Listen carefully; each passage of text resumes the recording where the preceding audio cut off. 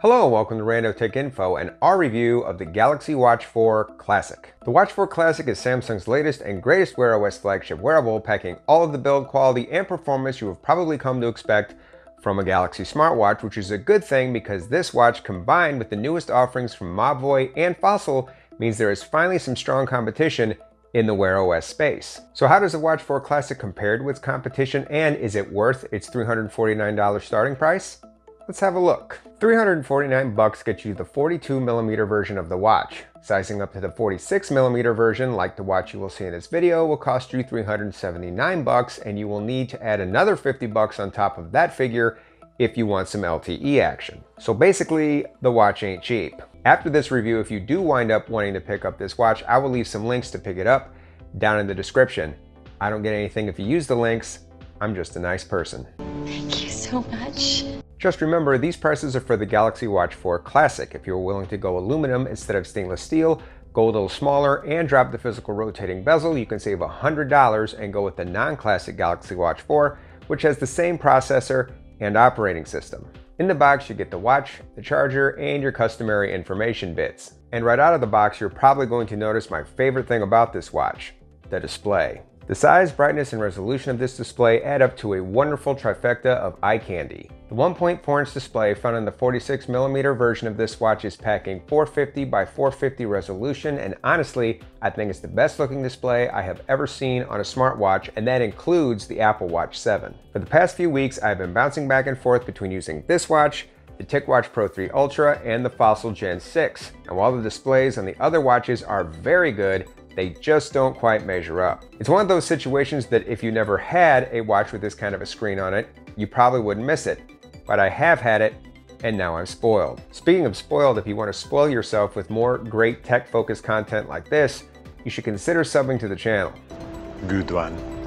And the eye candy doesn't stop with the screen. The entire form factor of this watch is A+ level. The stainless steel casing, the side buttons, the markings on the inner bezel, as well as the rotating outer bezel make for a sharp and fashionable package. As attractive as this watch is, the band included in the box is awful. It's an inflexible hunk of rubber that doesn't conform to your wrist, so if you want to pick this watch up, I would just go ahead and order another 20mm watch band straight away. The good news is any quick release 20mm watch strap will do the trick. Like other high-end wearables, the watch is a little on the thick side, but honestly, I think it looks as good as any wearable on the market today. As far as comfort goes, the watch does have a little heft to it. It's not bad, but if you want something that feels a little lighter on the wrist for those morning jogging sessions, you might want to consider alternatives like the non-classic version of the Watch 4 or the TicWatch Pro 3 Ultra, which I just reviewed. Link in the description. As for performance, the specs on this watch are top end. It's packing Samsung's latest wearable processor, the Exynos W920, with a massive 16 bits of storage and 1.5 gigs of RAM. In another recent video, I did a speed test putting the Watch 4 up against the original TicWatch Pro 3 running Qualcomm's 4100 chipset.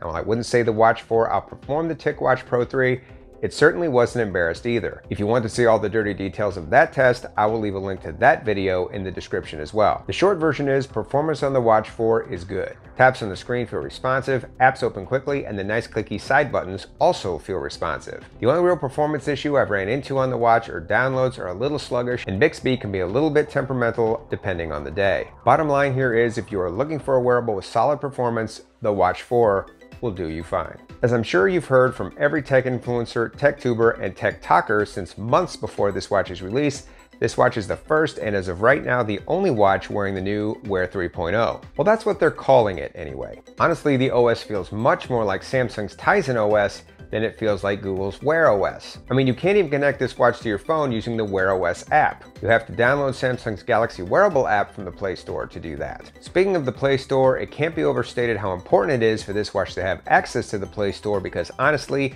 it's the only reason you can legally say this watch is even running Wear OS.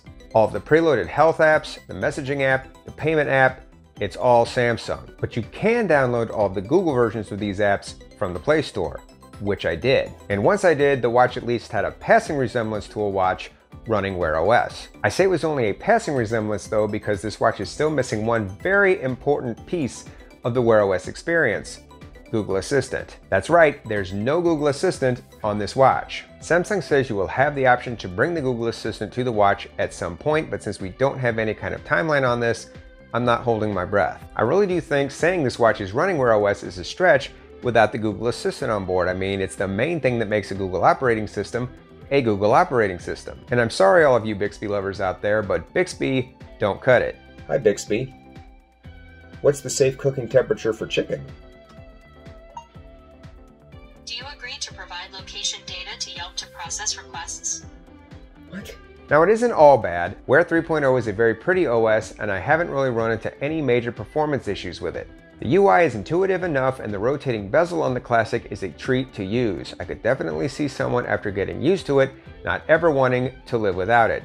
It's that cool. And to Samsung's credit, and I guess Bixby's credit, they have actually managed to fix the long-standing bug where you could not make phone calls or send text messages using the Assistant, and I think that's actually a pretty big deal. Finally, I wanted to mention that Galaxy Watch 4 and iPhones don't play nice together, so if you're an iPhone user, you can take a pass on this one. However, you can use the watch with non-Samsung Android phones, although the experience will be a little different. For starters, pairing to a non-Sammy phone is a little more involved. You will need to download the Samsung Wearable app and the watch plugin from the Google Play Store to pair the watch. Once the watch is paired, there are a few apps and features that will be missing from the Samsung phone user experience, the most noticeable being you will not be able to take ECG readings and check your blood pressure, assuming those features are unlocked in your region.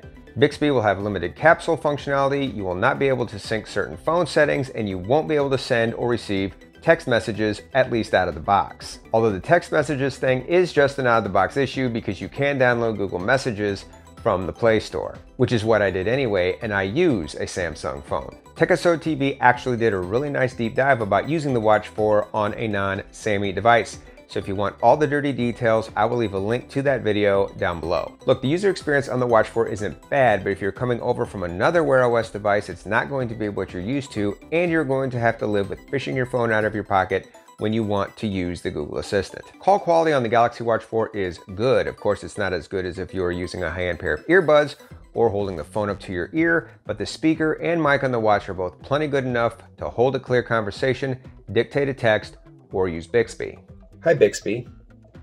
How do you spell incompetent? I didn't understand that. Sorry, I couldn't help myself. In my opinion, one of the best things about using a smartwatch is you can check your notifications without always having to whip out your phone. And the Watch 4 does a great job of reliably beeping or buzzing my wrist every time something important shows up in my phone's notification tray. And the rotating bezel means you can check those notifications in style. Fitness and exercise tracking on the Galaxy Watch 4 is impressive, and as you would expect, you have your typical biometric tracking features. You can check your heart rate, your oxygen saturation levels, see how stressed you are, and track your sleep. You can also measure some less typical health metrics by taking an ECG scan and checking blood pressure, and by doing body composition analysis in regions where those features are available. As with any smartwatch or fitness tracker, I wouldn't treat all the results from these measurements as being completely reliable, but combined, I think they can give you at least a basic idea of your fitness level and if you are trending in the right direction. As for exercise tracking, the Samsung Exercise app has a wide variety of exercises to choose from, as well as a lot of detail. For example, if strength training is your jam, you can actually pick the individual exercises you want to do during your workout. Personally, I still prefer to use the Google Fit app because of how well it syncs to all of my other Wear OS and Android devices, but if you are hardcore plugged into the Samsung ecosystem, the Sammy Exercise app is probably your better bet. You can also use the Samsung Health app on your phone. It goes into a little deeper detail with your health tracking stats and lets you share those stats with your family and friends. But in my opinion, you can get by with just using the watch. Finally, let's talk about this watch's Achilles heel, battery life. Compared to other wearables, even Wear OS wearables, which are not known for their great battery life, the Galaxy 4's battery life is not good. It will get you through your day, but you will have to charge it at night to reliably get you through your next day. Honestly, this isn't really a big deal unless you want to use the watch to track your sleep. If you do want to use the watch for sleep tracking, you're going to have to live without the watch on your wrist for a decent chunk of time during the day. And I say a decent chunk of time because charging on the Galaxy Watch 4 isn't fast either, as it will take you around an hour to get a half charge with the included charger, and even longer if you use a standard Qi wireless charger. However, I will give the watch credit for even being able to use a standard wireless charger. This is a very underrated feature, and one I think all other smartwatch OEMs need to take note of and hopefully copy. So what are my final thoughts about the Galaxy Watch 4 Classic? At the end of the day, the watch does have a lot going for it. It has solid performance, a top-tier display, an impressive health tracking suite, high-end build materials, and looks to match. Oh, and let's not forget about that sweet, sweet rotating bezel. However, as impressive as these things are, the watch does have some issues. Battery life and charge speeds are lacking. Wear 3.0, while it looks good, isn't exactly the life-changing upgrade Samsung would have us believe. You lose some functionality when paired to a non-Samsung phone, and there's no Google Assistant, at least not right now. The watch can be a bit on the pricey side. You will be in the $400 ballpark if you pick up the watches seen in this review, but the $250 starting price for the smallest base model is actually cheaper than its high-end Wear OS rivals, such as the Fossil Gen 6 and the TicWatch Pro 3 Ultra. Whether or not you want to pick up this watch will largely depend on your priorities. If good looks and build quality, good performance, and health tracking are your top priorities and you own a Samsung phone, I think the Galaxy Watch 4 series will be a good pickup for you. If multi-day battery life or the Google Assistant are important to you, or if you don't own a Samsung phone, then you might want to look elsewhere. Well, that's all the information I have today about the Galaxy Watch 4 Classic. Do you think this watch is worth its asking price, or do you think there are some better Wear OS options out there? Let us know down in the comments. As always, I hope you found this video useful. Thanks for watching, and until next time, this is Rando Tech Info, signing out.